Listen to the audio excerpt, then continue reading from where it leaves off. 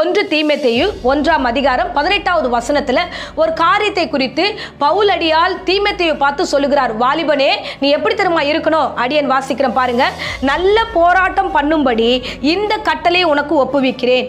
நீ விசுவாசமும் நல் மனசாட்சியும் உடையவனாயிரு. ஆமென், ஹல்லேலூயா. சோ வாலிபனே, நீ எப்படி இருக்கணும் தெரியுமா?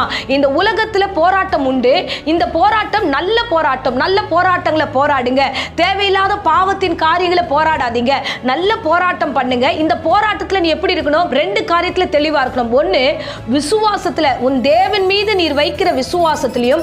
2வது, நல்ல மனசாட்சி உள்ள பிள்ளைகளாய் நீ நடந்து கொள்ள வேண்டும். வாலிபர்களுக்கு இது ரொம்ப அவசியமான ஒரு காரியம். விசுவாசம் இல்லாமல் தேவனிடத்திலிருந்து எதையும் பெற்றுக்கொள்ள முடியாது. 1.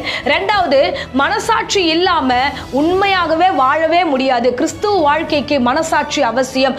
நாமோ எப்படி இருக்கணும்? நல்ல மனசாட்சி உள்ள பிள்ளைகளாய் இருக்க வேண்டும். தேவன் எத்தனையோ அருமையான காரியங்களை உங்களுடைய வாழ்க்கையில செய்திருக்கிறாரே.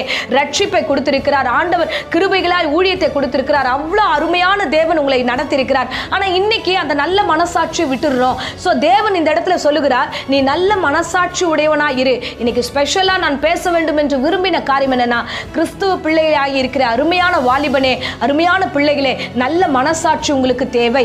இந்த நாள் கர்த்தர் உனக்கு கிருபை கொடுத்தாரே. இந்த ஆண்டு ஜீவனோடு இருக்கும்படியா கர்த்தர் கிருபை கொடுத்தாரே. இந்த நல் மனசாட்சியை காத்துக் கொள்ளுங்க. ஹல்லேலூயா. நிறைய பேர் இந்த மனசாட்சியை விட்டு விட்டார்கள். அடுத்த வசனத்துல வாசிக்கிறோம், நல் மனசாட்சியை சிலர் தள்ளி விட்டார்கள். சிலர் தள்ளி விட்டாங்க. தேவன் மீது உண்மையா இருக்க விரும்பல. உலகத்துக்காக தேவனை தள்ளி விட்டாங்க. மனசாட்சி இல்லாம நடந்து கொள்கிறார்கள். இன்றைக்கு கிறிஸ்துவுக்குள்ள ரட்சிக்கப்பட்டு ஞானஸ்தானம் எடுத்து ஊழியம் செய்கிற அநேகர் கூட நல்ல மனசாட்சியோடு இல்ல.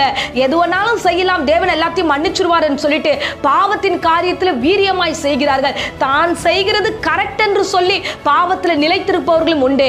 அருமையான வாலிபர்களே, சோ இன்றைக்கு பிரசங்கத்தில் கர்த்தர் சொல்லுகிறார், நீ கிறிஸ்துவை உடையவனாயிரு, நல்ல மனசாட்சி உடையவனாயிரு. ஹல்லேலூயா. இதுலயே நம்ம 3ஆம் அதிகாரத்தில் ஒரு வார்த்தையை நம்ம வாசிக்கிறோம். 9வது வசனத்துல, விசுவாசத்தின் ரகசியத்தை சுத்த மனசாட்சியோடு காத்து கொண்டிரு. ஹல்லேலூயா. விசுவாசத்துடைய பெரிய ரகசியம் என்ன தெரியுமா? நீ தேவனோடு கூட சுத்த மனசாட்சியை காத்துக்கொள்ளு. அந்த சுத்த மனசாட்சியை விட்டுறாதீங்க.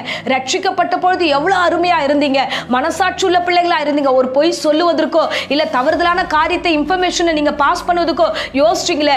இப்போ நிறைய காரியங்கள் மாறிவிட்டது. டக்கு டக்கு டக்குன்னு எல்லாத்தையும் பொய் சொல்ல ஆரம்பிச்சிடுறோம். காரியத்தை மாத்தி மாத்தி பேச ஆரம்பிச்சிடுறோம். இருக்குது இல்லன்றோ, இல்லன்ற இருக்குன்றோ மாத்தி பேசுகிற பிள்ளைகளா இன்றைய தினத்துல வாலிபர்களாகிய அநேகர் மாறிவிட்டார்கள். சோ இன்றைக்கு விசுவாசத்தை நிறைய பேர் மாறிவிட்டார்கள். இன்னைக்கு ஆண்டவர் உங்களோடு கூட பேசுகிறார். விசுவாசத்தை சுத்த மனசாட்சியோடு காத்துக்கொள்ளு, நல்ல மனசாட்சி உடையவனாய் இரு என்று கர்த்தர் சொல்லுகிறார். ஹல்லேலூயா.